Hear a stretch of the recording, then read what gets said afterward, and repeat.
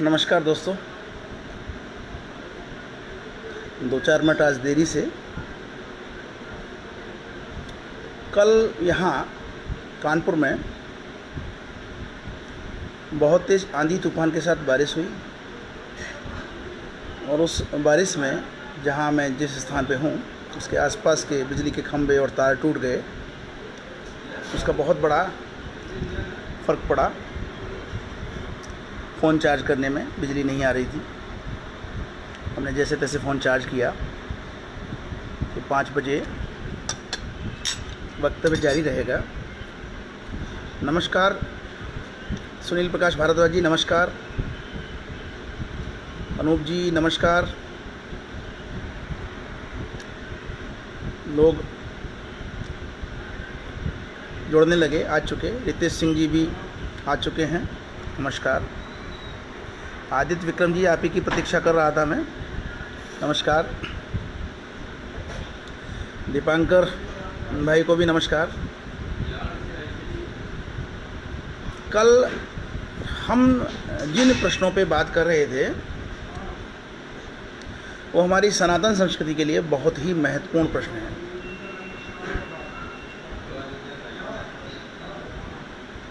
जाति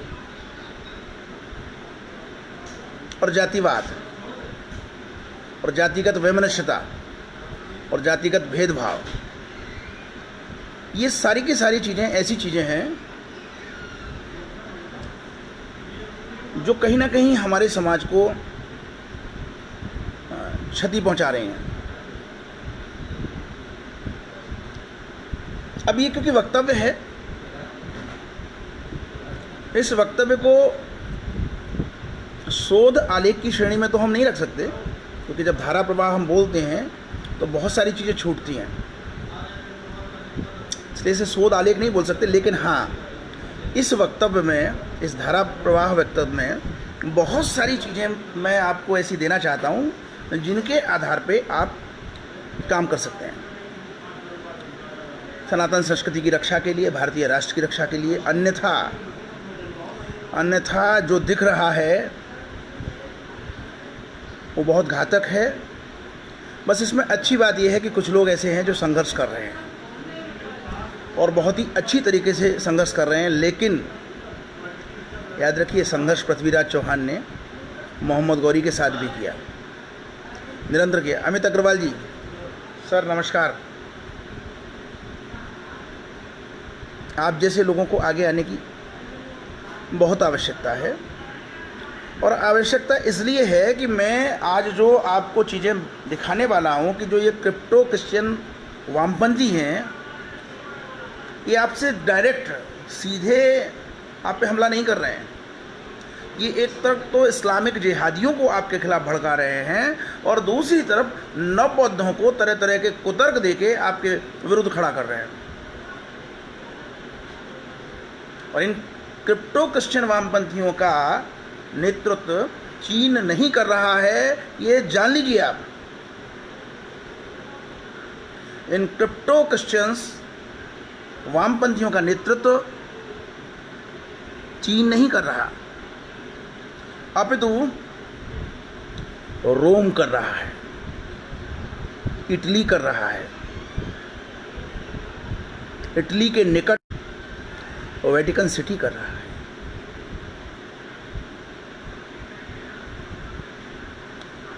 1977 में जब जनता पार्टी की सरकार बनी तो उस समय के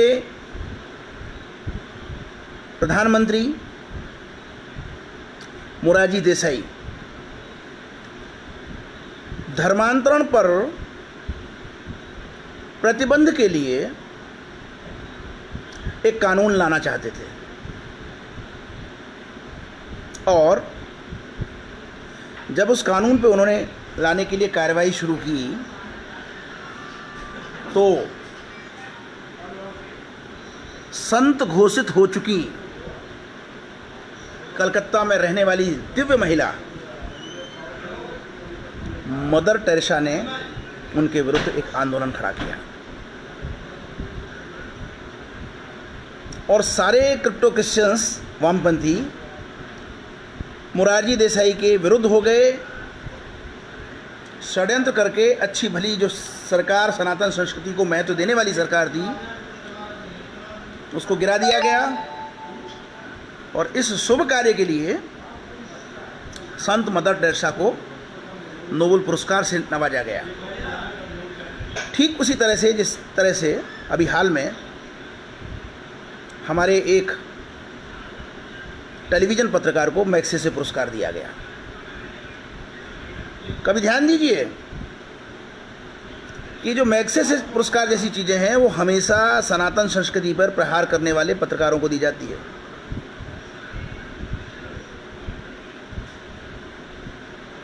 आज मैं 2-3 चीज़ें बताऊंगा आपको कि जहाँ से ये अपनी आधार भूमि तैयार करते हैं। वो 2 पुस्तकें हैं, नाम उल्टा दिख रहा होगा, गुलामगिरी, पढ़ के बता रहा हूँ। और इस गुलामगिरी पुस्तक को लिखा है ज्योतिराव गोविंदराव फुले ने। इस पुस्तक में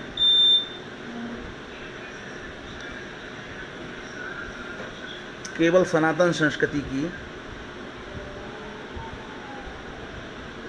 आलोचना की गई है।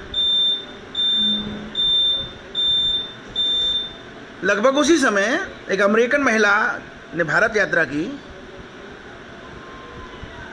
और उस भारत यात्रा करने के बाद इसी प्रकार की ईसाई मिशनरीज अपने तरीके से काम करती हैं, जहां एक तरफ ये खड़े किए गए और वहीं दूसरी तरफ miss Catherine Mayo, mother India नाम की ये पुस्तक है, मिस कैथरीन मेयो।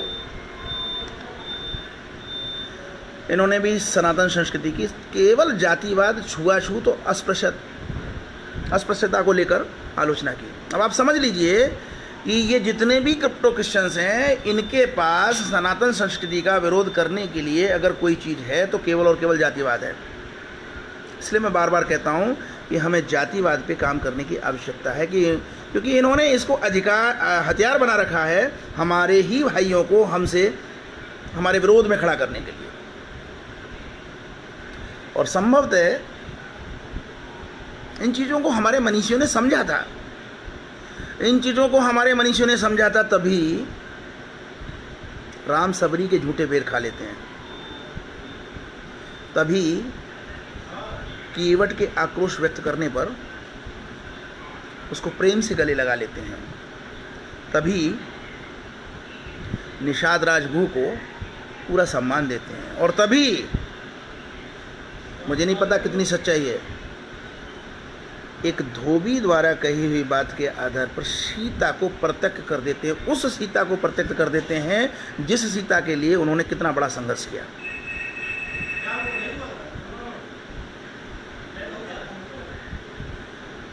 मित्रों, हमें अपने मिथकों की अपने तरीके से व्याख्या करनी है। जेएनयू में अभी आपने कुछ दिनों पहले देखा होगा, एक नई चीज चली है।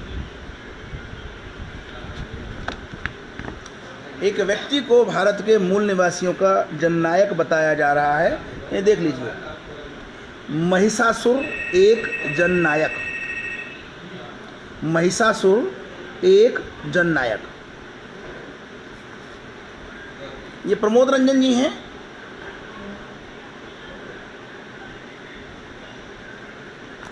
जब हम इस पुस्तक को पढ़ते हैं तो बड़ा आक्रोश आता है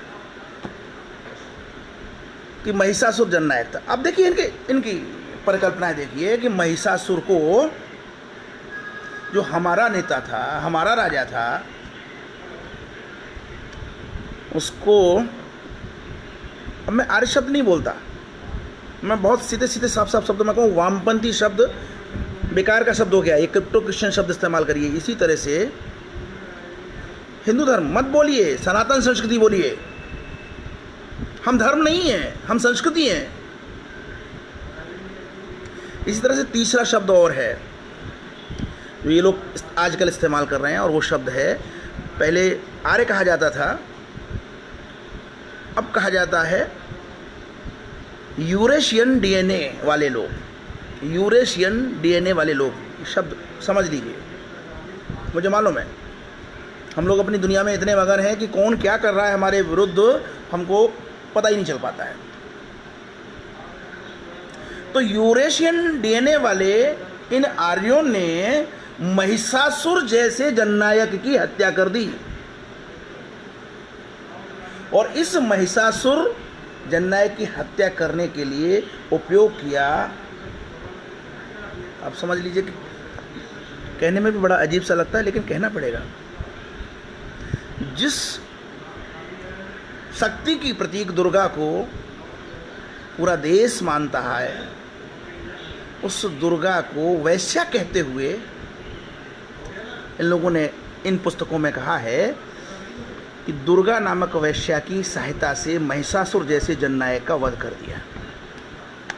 आप बैठे रहिए, आप कविताएं लिखते रहिए, आप मगन होकर कविताएं लिख लिए, ये देश हमारा, हम पाकिस्तान की ये कर देंगे और वो कर देंगे, मैं तुम्हें इतना प्रेम करता हूँ, खिड़की खुली होती है तो तुम्हारी सुगंध आती है, आप करते रहिए ये सब, क्योंकि आप बड़े साहित्यकार हैं। और आप जब बड़े साहित्यकार हैं तो आप इस पुस्तक में केवल 128 पेज हैं, ये 128 पेज की पुस्तक क्या कर रही है आपको अंदाजा नहीं है।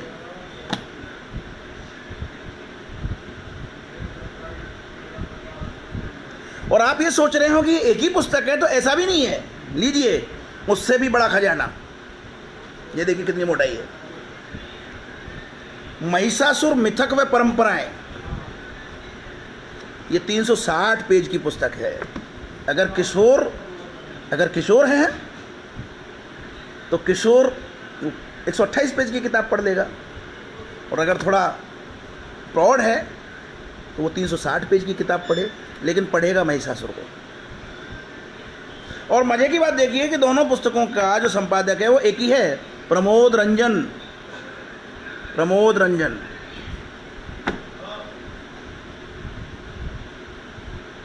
और आप अपनी कविताओं का एक संग्रह छपवा के 200-300 बांटते फिरते हो कि हम बहुत बड़े साहित्यकार हैं। समझ लीजिए कि नैरेटिव क्या गढ़े जा रहे हैं। हमें अहंकार की दुनिया से निकलना होगा। हमको इतना जागरूक होना पड़ेगा कि हमारे इर्द गिर्द जो लोग हैं उन लोगों को बताना होगा कि भैया कुछ गड़बड़ हो रही है। अगर हमने ये सब बातें अपने इर्द गिर्द जो हमारे लोग हैं सनातन संस्कृति को मानने वाले उनको नहीं बताया तो धीरे धीरे इस समय यादव कम्युनिटी क्रिप्टो क्रिश्चियंस का सबसे बड़ा लक्ष्य है। कुर्मियों में भी धीरे धीरे प्रवेश पा चुके हैं, और सीतापुर के सदर के विधायक राकेश राठौर के वक्तव्य को अगर देखें तो ये जहर अन्य ओबीसी पिछड़ी जातियों में धीरे धीरे पहुंच रहा है। पहुंचवाइए, आप बैठे रहिए, आप सोते रहिए आप, क्योंकि आपने तो मान लिया है कि सब कुछ नरेंद्र मोदी करेगा, और नरेंद्र मोदी ये नहीं कर रहा है, नरेंद्र मोदी बदमाश है, नरेंद्र मोदी तुष्टीकरण कर रहा है, नरेंद्र मोदी उसी ढर्रे पे आ गया। बस ये सब हम लिख सकते हैं। नरेंद्र मोदी के सामने कितनी समस्याएं हैं, आपने कभी विचार किया है? ये सब बातें मैं इसलिए रख रहा हूँ प्रतिदिन 5 बजे आकर कि आप लोग समझिए कितनी कठिनाइयाँ हैं। अभी आपको नहीं पता कि कितनी कठिनाइयाँ हैं। अभी मैंने आपको सिर्फ 2-4 पुस्तकें दिखाई हैं। एक पुस्तक मैंने ज्योतिराव फुले की दिखाई, गुलामगिरी। दूसरी पुस्तक मैंने कैथरीन मेयो की दिखाई, मदर इंडिया। ये दोनों ही सनातन संस्कृति के आलोचना करने वाली पुस्तकें हैं। और नवीनतम पुस्तकों में, वो ब्रिटिश काल की दोनों पुस्तकें थी, नवीनतम पुस्तकों में मैंने एक ही संपादक द्वारा विभिन्न लेखों के संग्रह के रूप में महिषासुर जननायक के विषय में पुस्तकें बताई। लेकिन ये ना सोचिए कि पुस्तकें एक ही दो हैं। करीबन 250 पुस्तकों का तो संग्रह मैं कर चुका हूँ, जिसमें सनातन संस्कृति के प्रति जहर फैलाया जा रहा है। और लगभग 2500 पुस्तकों की सूची मेरे पास है, मेरी अपनी अपनी सीमाएं हैं, 2500 पुस्तकें मैं एक साथ नहीं खरीद सकता, तो लगभग 2500 पुस्तकों की मेरे पास सूची है जो केवल और केवल सनातन संस्कृति के प्रति विश्वमन करने का कार्य कर रही हैं।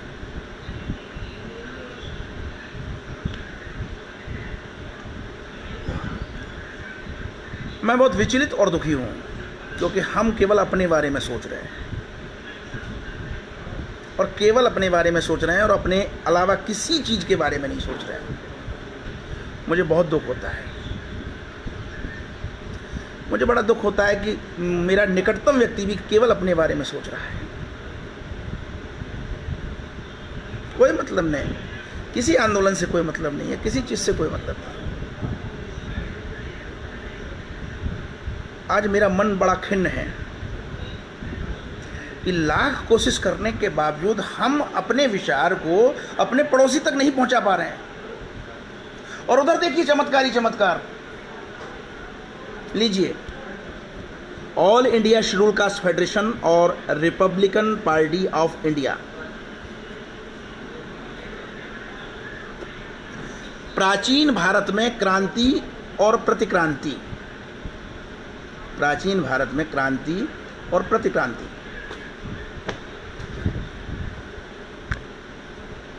दलित दस्तावेज, दलित दस्तावेज,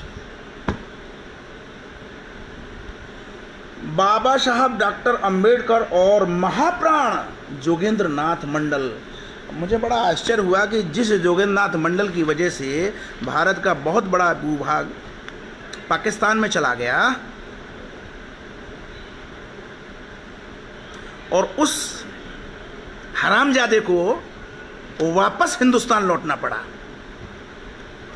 जिस जोगेंद्र नाथ मंडल के कारण भारत का बहुत बड़ा भूभाग पाकिस्तान को चला गया और उस हरामजादे को लुट पिट के अपने भारत देश में वापस आना पड़ा, उस दुष्ट को ये आज भी महाप्राण नाम से संबोधित कर रहे हैं। और कोई छोटा मोटा व्यक्ति नहीं, कोई छोटा मोटा व्यक्ति नहीं। लेखक का नाम है संजय गजभिये, संजय गजभिये।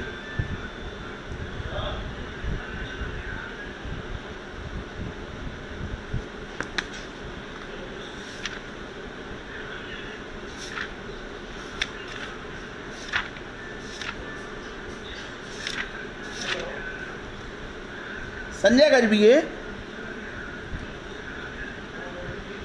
इस नवबौद्ध लेखन के अग्रणी लेखकों में से एक हैं।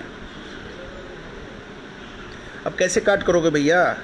महिषासुर को तो आपके पूर्वजों ने मारा है, महिषासुर उनका पूर्वज था, आपके पूर्वजों ने उनके पूर्वजों को मारा। अब क्या करोगे आप रहिए अहंकार में कि हम ये कर रहे हैं, हम वो कर रहे हैं, और बीजेपी ऐसी है और बीजेपी वाले सुनते नहीं हैं और बीजेपी वाले अपने कार्यकर्ताओं की नहीं सुनते हैं, तो ऐसा ही होगा। और बाद में जो थोड़े बहुत ये सुनने वाले लोग हैं, जब आपका काम तमाम कर देंगे, फिर उसके बाद सोचते रहिए कहाँ गलती हुई।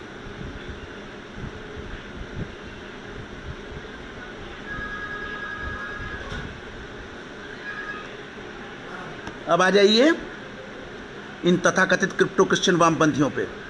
तो जाति के प्रश्न पे ये भी पीछे नहीं है। ये देखिए, जाति प्रश्न और मार्क्सवाद, जाति प्रश्न और मार्क्सवाद। जर्मन में पैदा होने वाला मार्क्स इंग्लैंड में बैठकर भारत की जाति के बारे में विचार कर रहा था। मूर्ख बनाने की भी एक सीमा होती है, हद होती है।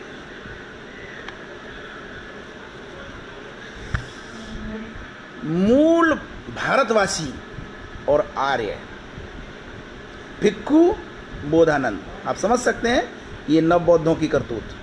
मूल भारतवासी और आर्य, भिक्खु बोधानंद। दुनिया जानती है कि भारत में, और भारत ही नहीं, भारत के आसपास की जितनी भी भूमि है वहाँ पे बौद्धों का विनाश इस्लामिक जिहादियों ने किया। लेकिन ये मूर्ख अपने राजनीतिक एजेंडे के चलते हुए शंकराचार्य को उसका दोषी ठहराते हैं। दुनिया जानती है कि नालंदा में 10,000 बौद्ध भिक्षुओं का वध करने वाला बख्तियार खिलजी था, जिसके साथ केवल 28 घुड़सवार थे। 28 घुड़सवारों ने तलवार के दम पे निहत्थ थे, अहिंसावादी 10,000 बौद्ध भिक्षुओं का सर कलम कर दिया। वहाँ की पुस्तकें 6 महीने तक ईंधन के रूप में जलाई गईं। और ये नवबौद्ध कहते हैं कि शंकराचार्य ने और हिंदुओं ने, पुष्यमित्र संघ ने, इन सारे लोगों ने मिलके बौद्ध धर्म का विनाश कर दिया। अरे मूर्ख, अगर बौद्ध धर्म जैसी चीज ठीक ढंग से इस देश में चलती, हिंदुओं से वैमनस्यता न रखती, तो कबीर राम का नाम ना लेते, बुद्ध के गीत गाते। रैदास बुद्ध के गीत गाते। और रैदास और कबीर ब्राह्मण नहीं है।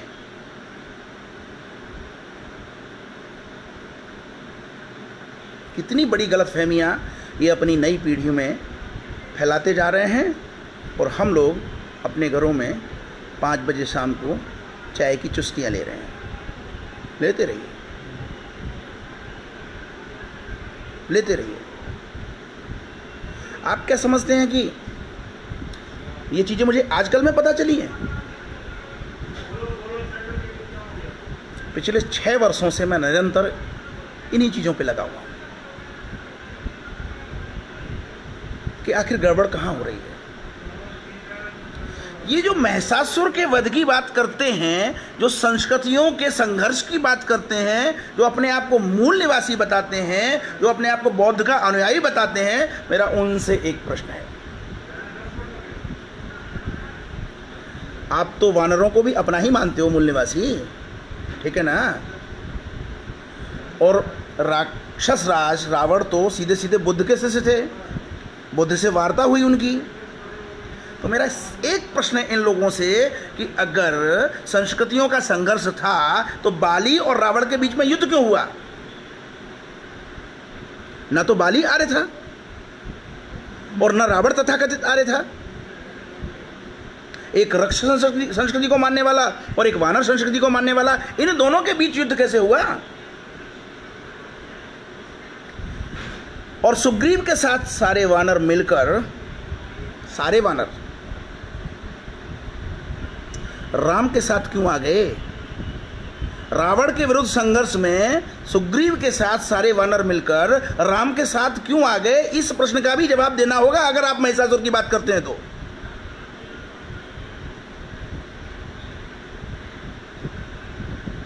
लेकिन सच बात यह है कि हम अपने अहंकारों में जी रहे हैं। हम बहुत बड़े गंभीर शोध करने में जुटे हुए हैं, क्योंकि उन शोधों से हमें पीएचडी मिलेगी, डीलिट मिलेगी, उन शोधों से हमारा नाम होगा। लेकिन छोटी छोटी बात तर्कपूर्ण तरीके से, जिस तरीके से ये लोग जहर फैला रहे हैं, हम छोटी छोटी बात अपने समाज के बीच में रखने के लिए तैयार नहीं हैं। अब ये देख लीजिए, प्रोफेसर डॉक्टर विमल कीर्ति, श्रवण संस्कृति बनाम ब्राह्मण संस्कृति।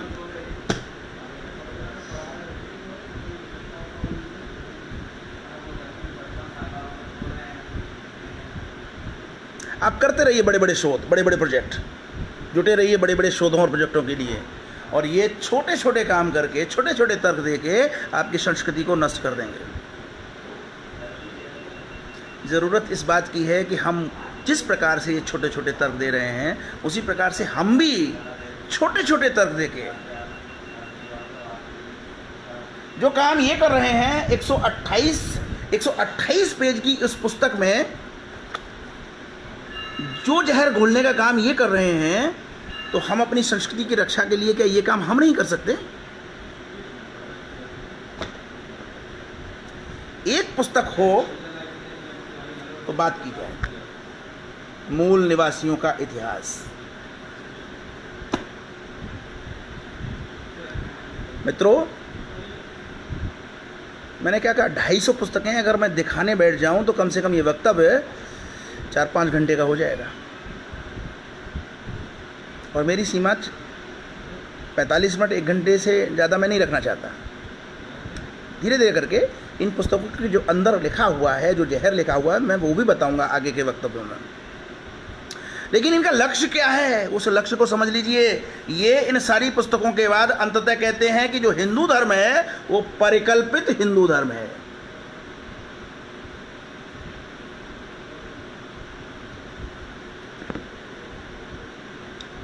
परिकल्पित हिंदू धर्म।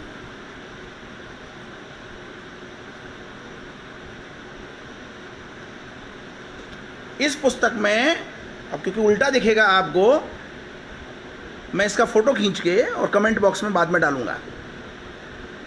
1793 से 1900 तक ब्रिटिश प्रोटेस्टेंट मिशनरियों द्वारा हिंदी धर्म की निर्मितियां, जो उन लोगों ने तरह तरह की तर्क दे करके हिंदू धर्म की धज्जियां जो उड़ाई हैं, वो इस पुस्तक में है। और ये वो पुस्तक है जो आदिवासियों को क्रिप्टो क्रिश्चियन इसलिए कि नाम उनके वही हिंदू वाले रहते हैं, जो आदिवासियों को क्रिप्टो क्रिश्चियन बनाने के लिए भूमिका तैयार करती हैं, ये वो पुस्तक है। और आपको पता है लक्ष्य इनका क्या है? आपको इन लोगों का लक्ष्य पता होना चाहिए। और वो लक्ष्य भी ये खाली मुंह से नहीं कहते, वो लक्ष्य ये है, पढ़ लीजिए, हिंदुत्व मुक्त भारत। हिंदुत्व मुक्त भारत।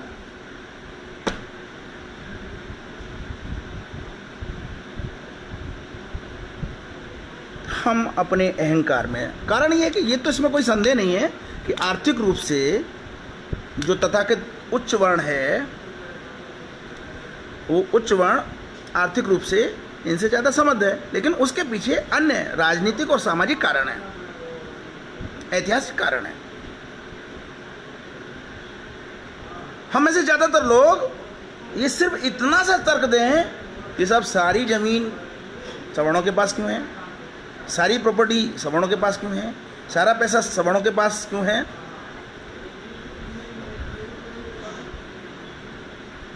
चुप्पी, हमको चुप होना पड़ता है। क्या क्या परिस्थितियां इस देश में रहीं, कैसे कैसे रहीं, हम इन सब के बारे में बोलना तक नहीं जानते हैं। जबकि इसका एक छोटा सा जवाब है कि भैया संपत्ति का वितरण है हमारे देश में, कोई अपनी संपत्ति अपने छोटे भाई तक को नहीं देता। मायावती ने अरबों संपत्ति एकत्रित कर ली, क्या आप लोगों में थोड़ा बहुत बांटती है? अरे मायावती गाजियाबाद जिले में बादलपुर गांव की रहने वाली है, गौतम बुद्ध नगर जिला है उसका जो है, तो बादलपुर के जो अपने ग्राम के निवासी हैं, अपनी संपत्ति में से थोड़ा थोड़ा दे के उनको भी धनवान बना दे। क्या मूर्खतापूर्ण तर्क है? ठीक है, परिस्थितियों के चलते, और धन जो उत्पन्न होता है वो परिश्रम से उत्पन्न होता है, बहुत सारी चीज़ें उसमें कारक होती हैं। धीरे धीरे करके वो कारक जो है, उनकी वजह से एक वर्ग विशेष अगर धनी हो गया है, तो वो आज़ादी के बाद, आरक्षण प्राप्त करने के बाद आपके समुदाय को भी मिला है, कम नहीं है। अब ऐसा कौन सा शेड्यूल कास्ट का आईएएस ऑफिसर है जो अरबपति ना हो? ऐसा कौन सा राजनेता नहीं है जो अरबपति ना हो?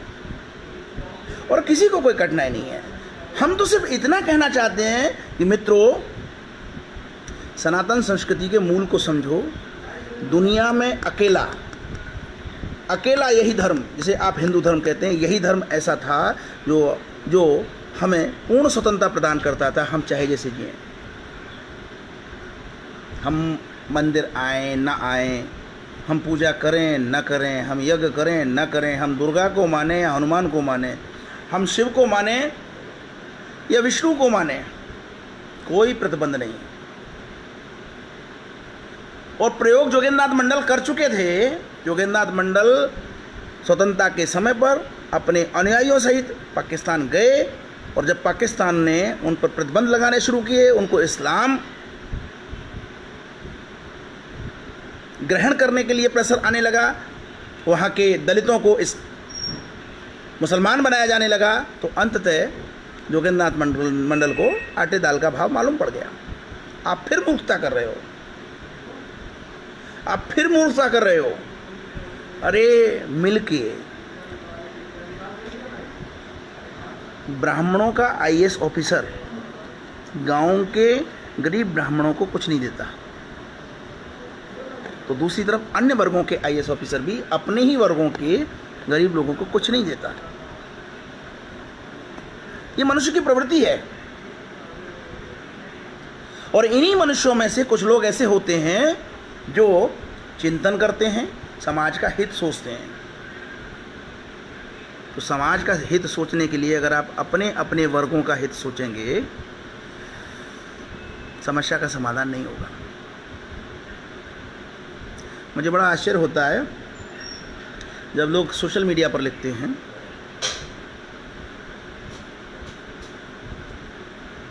कि प्रधानमंत्री नरेंद्र मोदी ने रमजान की बधाई तो दी लेकिन परशुराम जयंती की बधाई नहीं दी। तो हटा दो भैया कुर्सी से, अगली बार वोट मत देना। तुम ये छोटी छोटी बातें हवा में उछालते फिरोगे तो ठीक है, अच्छी बात है, हटा देना भाई, मत देना वोट। और कहाँ देने वाले हो? राजस्थान निकाल ही दिया, झारखंड निकाल ही दिया, सब कुछ निकल जाएगा। जबकि सच बात यह है, अगर जो चिंतन करने वाले लोग हैं उन्हें बहुत अच्छी तरह से पता होगा कि पिछले हफ्ते अलीगढ़ मुस्लिम विश्वविद्यालय के छात्रों ने भारत की छवि वैश्विक स्तर पर इस्लाम विरोधी बनाई। और हमारी केंद्रीय टीम ने, जिसमें अमित शाह, अजित डोभाल और प्रधानमंत्री स्वयं शामिल हैं, उन्होंने बड़ी चतुराई से उस छवि को जो बना रहे थे उसको क्रश कर दिया। और उसका परिणाम यह हुआ कि रमजान शुरू होने के बाद अब जो विदेशों से ट्वीट हो रहा था भारत के खिलाफ, वो रुक गया, ठहर गया। हमें इन सब चीज़ों से कोई मतलब ही नहीं है। हम तो सोचते हैं कि परमाणु बम दबा दो, परमाणु बम दबा दो, दाग दो और सबको नष्ट कर दो। ये है हमारी फीलिंग। हम इतने आवेशित हैं। अरे इतना आवेशित तो इमरान खान भी नहीं है, वरना कठमुल्लों के कहने पे वो इंडिया की तरफ जो है जरा सी देर में मिसाइल दाग दे, परमाणु बम रख के। और इतना धैर्यहीन तो, जिसको सबसे ज़्यादा धैर्यहीन बोला जाता है उत्तर कोरिया का किम जोंग उन भी नहीं था। उसके पास भी परमाणु अस्त्र थे, लेकिन वो भी केवल दिखाता था, चलाता नहीं था। लेकिन भारत के लोग, या कहिए कि नरेंद्र मोदी को जिन्होंने प्रधानमंत्री बनाया, वो लोग चाहते हैं कि नरेंद्र मोदी तुरंत परमाणु बम का इस्तेमाल कर ले। ये मूर्खता है और कुछ नहीं है। मैं बड़ी निर्भीकता के साथ कह रहा हूं कि हम लोग मूर्खता कर रहे हैं। हम लोगों की पहली जिम्मेदारी है कि जो हमारे भाई हैं, हम उनके दुख दर्द को समझें, उनसे बात करें, उन्हें जोड़ें। अगर हमने उन्हें नहीं जोड़ा तो वो एक दिन हमसे विलग होके एक अलग इकाई बन जाएंगे। तब आप अपने ब्राह्मणत्व को रखे रहिएगा, तब आप अपने हिंदुत्व को रखे रहिएगा, कुछ हासिल नहीं होने वाला है। अरे राम के आदर्शों पे चलना है तो राम की तरह सबरी के कुटिया तक जाकर सबरी के बेर तो खाने पड़ेंगे। कृष्ण के आदर्शों पे चलना है तो कृष्ण की तरह विदुर के घर जाके उनका भोजन खाना होगा। राम और कृष्ण दोनों पहल करके जाकर के अपने उन परिवारीजनों से भोजन ग्रहण करते हैं और हम केवल बातें करते हैं।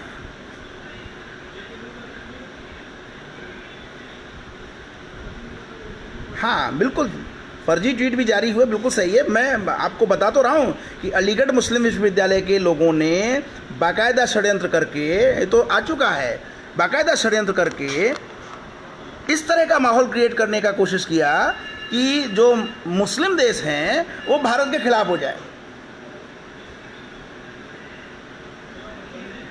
मित्रों एक नाम लूँगा मैं, ये जो मैं अभी पुस्तकें दिखा रहा था आपको, मूल निवासी,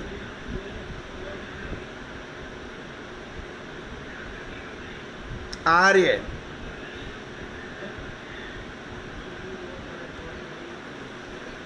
एक व्यक्ति हैं भगवान सिंह। मार्क्सवादी उन्हें भगवा इतिहासकार कहते हैं, जबकि मैं संघ से जुड़ा हूं। संघ वालों को उनसे कोई लेना देना नहीं है, कोई मतलब नहीं है, वो केवल राष्ट्रवादी हैं। नित्यानंद जी जानते होंगे, गोरखपुर के रहने वाले हैं, रेलवे में कार्यरत थे, आजकल दिल्ली में रहते हैं। भगवान सिंह ने एक पुस्तक लिखी थी, 2003 में उसका पहला संस्करण आया था, और उस पुस्तक का नाम था हड़प्पा सभ्यता और वैदिक साहित्य।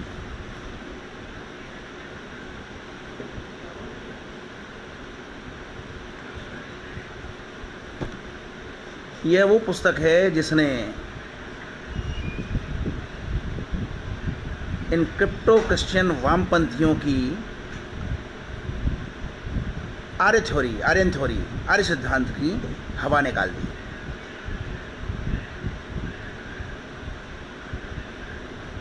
और हम कितने लोग हैं जो इस पुस्तक के बारे में जानते हैं।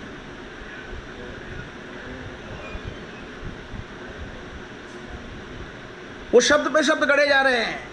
आर्य शब्द के बाद एक नया शब्द आया, यूरेशियन डीएनए। अब तो वो गाली की तरह इस्तेमाल करते हैं, यूरेशियन डीएनए।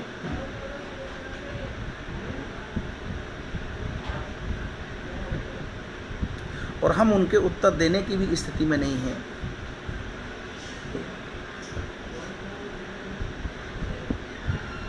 एक रिमार्क मेरे सामने आ रहा है, कुछ लोग कुत्ते की पूंछ की तरह होते हैं, चाहे जितना भी सीधी करो मगर आदत से मजबूर। और अगर मैं कहूं ये रिमार्क हम पे लागू होता है, क्योंकि सब कुछ जानने के बाद भी हम कुछ नहीं कर रहे हैं। सब कुछ समझने के बाद भी हम इस दिशा में कोई भी कदम नहीं उठा रहे हैं। मैंने आज आपको कितनी पुस्तकें दिखा डाली, 2, 4, 2, 6, 2, 8, 2, 10 और 2, 12 और 2, 14 और 15 और 16 किताबें। मेरी तो अपनी सीमाएं हैं। मैंने क्या कहा कि मेरी अपनी सीमाएं हैं, तो भी मेरे पास इन लोगों की 250 पुस्तकें हैं और 2500 की सूची है।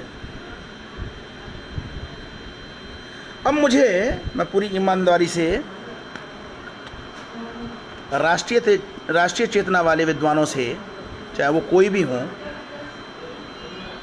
उनसे मैं पूछना चाहूँगा कि हमने इनके जवाब में अब तक कितनी पुस्तकें तैयार की, और वो पुस्तकें जनता तक, जैसे ये जनता तक पहुँचा रहे हैं, जनता तक हमने वो पुस्तकें कितनी पहुँचाई, मुझे बताइए।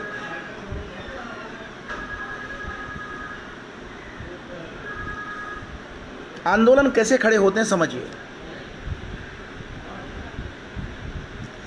पुस्तक का नाम आप राम शिरोमणि पाठक जी, आप थोड़ा देर में आए।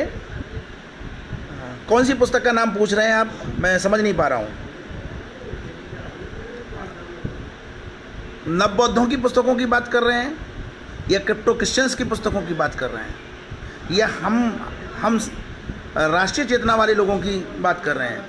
तो राष्ट्रीय चेतना के लोगों की तरफ से तो मुझे जो बेहतरीन पुस्तक नज़र आई वो केवल एक ही नज़र आई, और भी होंगी, लेकिन ये वो पुस्तक है जो तर्कपूर्ण तरीके से आर्य सिद्धांत की धज्जियां उड़ाता है कि आर्य बाहर से आए। और बाकी कुछ लोग देर से रुके हैं, बाकी चलिए मैं एक छोटा सा नज़ारा जरूर दूंगा।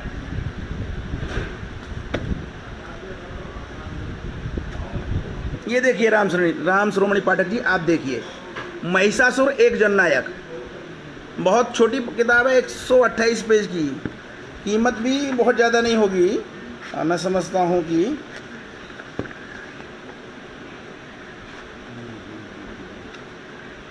150 रुपये पुस्तक, 150 रुपये। और ये चर्चित पुस्तकों में से एक है, ये पुस्तक चर्चित पुस्तकों में से एक है, महिषासुर एक जननायक।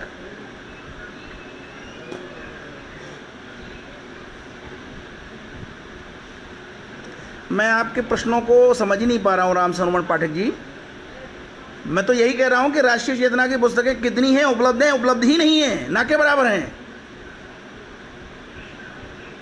मैं वही तो कह रहा हूँ कि इसके लिए एक आंदोलन खड़ा करने की आवश्यकता है।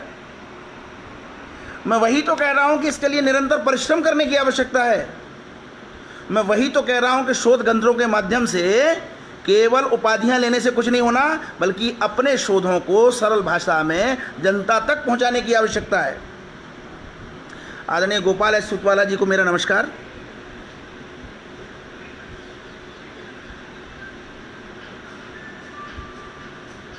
आज मैंने क्रिप्टो क्रिश्चियंस द्वारा और नवबौद्धों द्वारा लिखी गई सनातन संस्कृति की आलोचना करने वाली 16 पुस्तकें यहाँ पे दिखाई।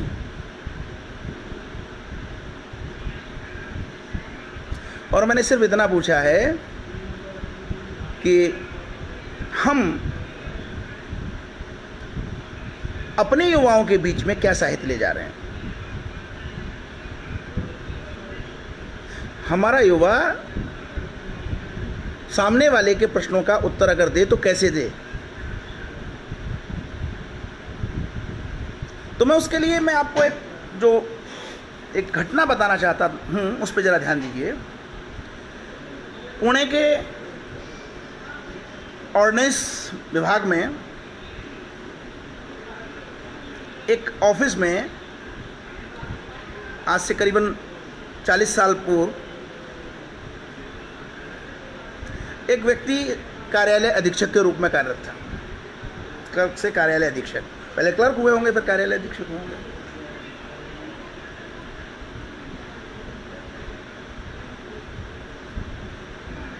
जी नित्यानंद श्रीवास्तव जी, वो मुझे मालूम है। आर्य आक्रमण और आर्य समाज के सिद्धांत का खंडन रामविलास शर्मा ने अपने भाषा वैज्ञानिक अध्ययन में कर दिया है। मैं सहमत हूँ आपकी बात से। मैं तभी तो कह रहा हूँ कि शोध परक हम बड़े बड़े ग्रंथ लिख रहे हैं, लेकिन वो जनता के बीच में नहीं जा रहे हैं। आवश्यकता इस बात की है कि इस तरह की जो पुस्तकें हैं उनके संदर्भ और उनके रेफरेंसेस हम ग्रहण करें, और उन रेफरेंसेस को ग्रहण करने के बाद 100 150 पेजों की पुस्तकों में, जैसे ये लोग जेएनयू के लोग जिस तरह से कर रहे हैं, उस तरह से हम जनता के बीच में इन चीज़ों को पहुंचाएं।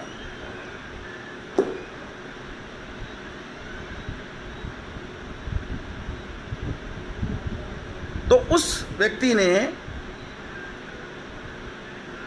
अपने कार्यालय में जो जातिगत दुर्व्यवहार, जातिगत भेदभाव था, उसके विरुद्ध लड़ाई लड़नी शुरू की।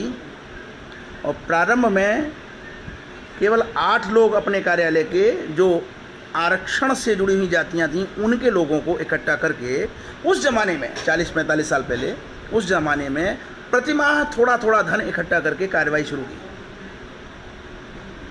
पुणे के इस कार्यालय के इस प्रयोग को पुणे के अन्य कार्यालयों ने स्वागत किया, और देखते ही देखते ऊना के बाकी सरकारी कार्यालयों में भी ये सारी चीज़ें डेवलप होने लगी, और उसको नाम दिया गया बामसेव। यह सब करने वाले व्यक्ति का नाम था मान्यवर काशीराम। 8 लोगों से शुरुआत करके उस बंदे ने पुणे शहर के सारे सरकारी कार्यालयों में जो लोग थे उनको एकजुट कर दिया। और उसके बाद अगला कदम महाराष्ट्र के अन्य शहरों में, अगला कदम भारत के अन्य प्रांतों में, अगला कदम राष्ट्रीय स्तर पर पहुंचना, अगला कदम अब ये सरकारी कर्मचारियों का जो संगठन था वो वामसेव था, जनता को भी जोड़ना था। जैसे जैसे हम आगे बढ़ते हैं रास्ते मिलने शुरू हो जाते हैं। DS4 का गठन हुआ,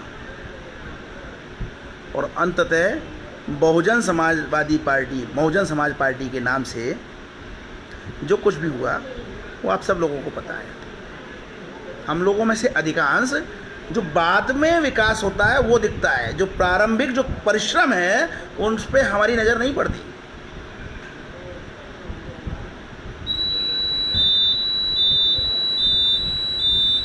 विनीत कुमार भोपाल से लिख रहे हैं, कई तथ्यों के साथ भी छेड़छाड़ हुई है। तथ्यों के साथ छेड़छाड़ करेंगे ना, आप उनका उत्तर दीजिए ना, प्रत्युत्तर दीजिए ना, वो तो करेंगे छेड़छाड़। मैंने जो ये 16 पुस्तकें जो दिखाई आज, उन सब में छेड़छाड़ ही है। इन छेड़छाड़ों का जवाब ही तो हमें देना है। और मैंने एक छोटा सा जवाब दिया कि महिषासुर अगर आपका जननायक है और आप कहते हैं कि यूरेशियन डीएनए के लोगों ने हमारे राजा महिषासुर की हत्या कर दी और ये संस्कृतियों का संघर्ष था, तो हम आपकी बात मान लेते हैं। लेकिन हमें ये भी बताइए कि राम के समय में वानर राज बाली और राक्षस राज रावण के बीच में जो संघर्ष हो रहा है, वो कौन सी सभ्यताओं का संघर्ष था? क्योंकि आपकी कहानी के हिसाब से न तो बाली आर्य था और न रावण आर्य था, तो वो जो दोनों का संघर्ष था, उसे किस चौखाने में फिट करेंगे? इनके मूर्खतापूर्ण तर्कों के लिए हम छोटे छोटे अगर तर्क ढूंढ लें तो हम इनका जवाब दे सकते हैं, कोई बड़ी बात नहीं है। लेकिन प्रश्न ये है कि हम इसके लिए जुटें, जुटने के बाद संसाधन जुटाएं और संसाधन जुटाने के बाद उसको फैलाएं। जब तक हम प्रसार नहीं करेंगे युवाओं के बीच में कि सनातन संस्कृति की विशेषताएं क्या हैं, तब तक समस्या का कोई समाधान नहीं होना है। क्रिप्टो क्रिश्चियन जो ईसाई मिशनरीज हैं, वो बड़ी चतुराई से इस्लामिक जिहादियों और नव बौद्धों को अपना मोहरा बनाए हुए हैं। उन्हें मालूम है कि ये दोनों ही मूर्ख हैं, दोनों ही मूर्ख हैं, और उनको कठिनाई अगर किसी से है तो वो सनातन संस्कृति से है। तो सनातन संस्कृति को जितना जल्दी से जल्दी परास्त किया जा सके, यही सब उनके प्रयत्न हैं।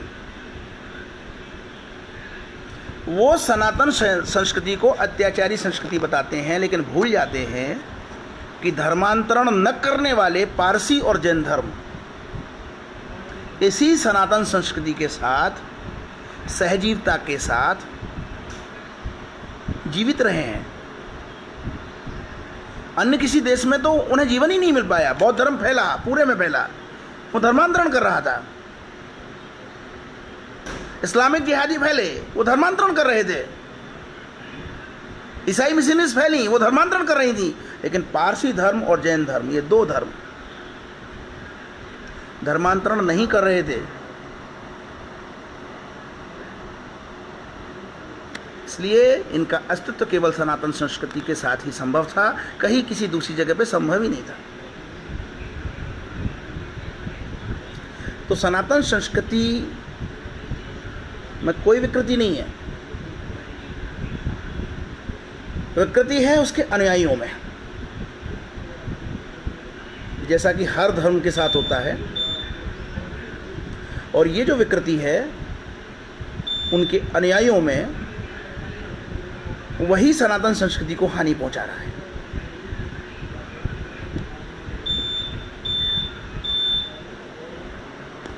इन 5-6 दिनों में एक बहुत अच्छी बात हुई।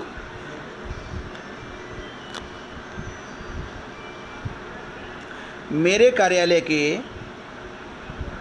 मैं बहुत ईमानदारी से बता दूं, मुझे बड़ा संकोच होता है। हमारी संस्कृति ऐसी हो गई है कि किसी भी काम के लिए हम आर्थिक सहयोग मांगें तो लोग शक की दृष्टि से देखते हैं। यही कारण है कि 3-4 वर्षों से जुटे रहने के बावजूद भी मैं किसी से किसी आर्थिक सहयोग की बात नहीं करता हूँ। लेकिन मेरे लिए बड़ी प्रसन्नता की बात इस हफ्ते जो हुई वो ये हुई कि मेरे कार्यालय के लगभग 50 लोगों ने मुझे कहा कि आप जो कर रहे हैं वो बहुत अच्छा है और हम इसके लिए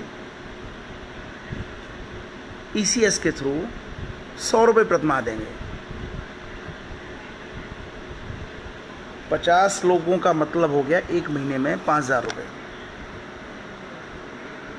मुझे बड़ा अच्छा लगा क्योंकि लगभग 6 महीने में ये 30,000 रुपये की राशि हो जाएगी और इस 30,000 की राशि में हम हर 6 महीने में एक इस प्रकार की छोटी मोटी पुस्तक कुछ हजार तो छाप ही सकते हैं। मुझे बड़ा बल मिला है इस सहयोग के आश्वासन से। मैंने अपने साथी अनूप जी को कहा है कि वो उसके लिए बैंकिंग की व्यवस्था करें। हमारा अगला कदम पूरे देश में राष्ट्रवादी लेखन को विस्तार देने के लिए कठोर परिश्रम करने का है। हम हिंदी क्षेत्र के लगभग 300 जनपदों में कम से कम एक व्यक्ति अपने साथ जोड़ना चाहते हैं जिससे प्रारंभ हो सके। और इन 7-8 दिनों में मुझे बड़ी प्रसन्नता हो रही है कि लोग आगे निकल के आ रहे हैं और स्वयं मुझसे बात कर रहे हैं। मैं अपने वंचित वर्ग के सभी भाइयों से भी यही अनुरोध करूंगा कि वे स्थितियों को समझें, अपने आप को जोगेंद्र नाथ मंडल ना बनाएं। अन्यथा यदि अपने आप को जोगेंद्र नाथ मंडल आपने बना लिया तो कुछ हासिल नहीं होने वाला है। ये क्रिप्टो क्रिश्चियन आपको खा जाएंगे, आपको समाप्त कर देंगे। ठीक उसी प्रकार जिस प्रकार पाकिस्तान में जोगेंद्र नाथ मंडल को मूर्ख बनाकर लगभग 19% दलितों को उनसे वोटिंग कराकर भारत के बहुत बड़े भूभाग को कब्जा लिया और उसके बाद पाकिस्तान बनने के बाद उन लगभग 19-20% दलितों को इस्लाम कबूल करने के लिए मजबूर कर दिया। जोगेंद्र नाथ मंडल कहीं पे भी मुंह दिखाने लायक नहीं रहे, लौटकर वापस भारत आए। अब आप समझ लीजिए कि जिस जय भीम और जय मीम के नारे आप लगा रहे हैं वो आपको भविष्य में कितना कष्ट देने वाला है, आपको उसका अनुमान नहीं है। ध्यान रखें, यह देश वह देश है जहां कबीर भी गा सकता था। यह देश वह देश है जहां रैदास भी गा सकता था। यह देश वह देश है जहां रसखान भी गा सकता था। लेकिन अंध आक्रामकता, आजकल एक शब्द चला अंधभक्त। ठीक है भाई, हम अंधभक्त हैं, कह लीजिए, लेकिन एक और शब्द सुन लीजिए, अंध आक्रामकता। अंध आक्रामकता किसी को नहीं छोड़ती। दारा शिको औरंगजेब का बड़ा भाई था, भारतीय संस्कृति में उसकी रुचि थी। औरंगजेब ने उस दारा शिको को छोड़ा नहीं था। मित्रों, एक तरफ दारा शिको और दूसरी तरफ जोगेंद्र नाथ मंडल, ये दो उदाहरण वस्तु स्थिति को समझने के लिए पर्याप्त हैं। उदाहरण तो उससे भी और आगे हैं। प्रश्न पूछा जाए इनसे कि बामियान में खड़े हुए विश्व के सबसे ऊंचे बुद्ध पत्थर के ही तो थे, क्या हानि पहुंचा रहे थे आपको जो आपने उनको तोप के गोलों से उड़ा दिया? प्रश्न पूछने के लिए बहुत हैं, लेकिन उन प्रश्नों को हमें ढूंढना होगा और उठाना होगा, और हमें स्वयं पहल करके राम की तरह सबरी के घर तक जाना होगा और उसके झूठे बेर खाने होंगे, तब हम इस सनातन संस्कृति को बचा पाएंगे। अरे सनातन संस्कृति किसी के द्वारा, किसी व्यक्ति के द्वारा चलाई हुई संस्कृति नहीं है। ये किसी पुस्तक के आधार पर नहीं चलती, बल्कि ये सहजीवता के सिद्धांतों को आगे बढ़ाती है। सहजीवता के सिद्धांतों को आगे बढ़ाने वाली इस सनातन संस्कृति से अगर आप विरोध करेंगे तो ये तय मान लीजिए कि आपका हश्र जोगेंद्र नाथ मंडल जैसा होना है। बाकी आप अपना दिमाग लगाइए। मुझे मालूम है मेरे बहुत सारे मित्र अपने क्रियाकलापों में अति व्यस्त रहते हैं और उनकी अति व्यस्तता के कारण वो देश को, राष्ट्र भावना तो उनके अंदर बहुत है, बहुत राष्ट्र भावना है, हमसे भी ज़्यादा है, लेकिन वो देश को समय नहीं दे पाते, राष्ट्र को समय नहीं दे पाते। इतनी परेशानियां उनके इर्द गिर्द हैं कि वो समय निकाल ही नहीं पाते हैं। मित्रों, ये बहाना छोड़ दीजिए। दुनिया में कोई भी व्यक्ति व्यस्त नहीं है। इस लॉकडाउन ने ये सिद्ध कर दिया है कि कोई भी व्यक्ति व्यस्त नहीं है, केवल अपने समय का दुरुपयोग किया जाता है। अगर हम ठान लें तो प्रत्येक दृष्टिकोण से हम अपने देश के हित के विषय में सोच सकते हैं, हम अपने देश के हित के विषय में कार्य कर सकते हैं। मैं ये चाहूँगा कि राष्ट्रवादी लेखक संघ के जो न्यासी हैं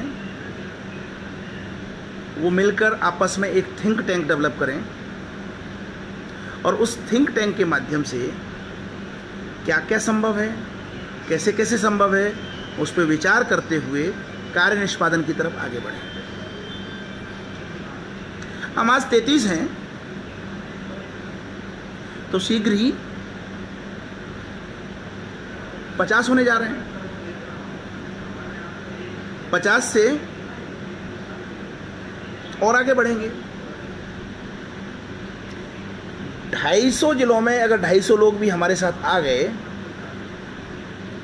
तो स्थितियां नियंत्रण करने में फिर हमें ज़्यादा समय नहीं लगेगा, क्योंकि जो तर्क और तथ्य हमारे पास हैं इन राष्ट्र को क्षति पहुंचाने वाले तत्वों के पास कतई नहीं है। हमें बस मेहनत करने की आवश्यकता है। मुझे कभी कभी लगता है कि कहीं मैं अनावश्यक ये प्रयत्न तो नहीं कर रहा हूं। अच्छी खासी एक सरकारी नौकरी करता हूं,